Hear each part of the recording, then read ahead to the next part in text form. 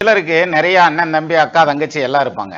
ஆனால் யாருடைய சப்போர்ட் இருக்காது. இவங்க தனியாக தான் இருந்தாகணுங்கிற மாதிரியான அமைப்பு. இது பெரும்பாலும் இந்த வெளிநாடுகளில் இருக்கவங்க நிறையா இந்த சகோதர வர்க்கத்தில் ஏமாறக்கூடிய சூழ்நிலைகள்லாம் வேற வரும்.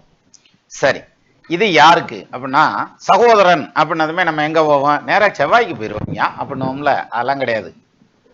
ராகு புதன் சேர்ந்திருந்து லக்னத்துக்கு 7ஆம் இடத்துல இருந்தா நீங்க சகோதரர் அல்லது சகோதரிகளால ஏமாற்றப்படுறதுக்கோ அல்லது அவங்களோட ஒற்றுமை இல்லாம போறதுக்கோ வாய்ப்பு உண்டு. அப்போ நம்ம வெளியூர்ல இருக்கோம், வெளிநாட்டுல இருக்கிறோம், எங்க அண்ணன் பேர்ல சொத்து வாங்குறேன், எங்க அப்பா பேர்ல, எங்க தம்பி பேர்ல வாங்குறேன், எங்க அக்கா பேர்ல வாங்குறேன்னு சொல்லி வாங்கக்கூடாது. உங்க பேர்ல சொத்து வாங்க முடிஞ்சா வாங்க, இல்லாட்டி வாங்கவே வேண்டாம். என்ன காரணம்னா, இவங்க பாசத்தை ஓரளவுக்காவது காமிச்சிட்டு இருப்பாங்க. அவங்க பேர்ல சொத்தை எழுதி வச்சாச்சுன்னா சோழி முடிஞ்சு வச்சுன்னு அர்த்தம். அப்ப பின்னால பிரச்சனையாகி போயிடும்.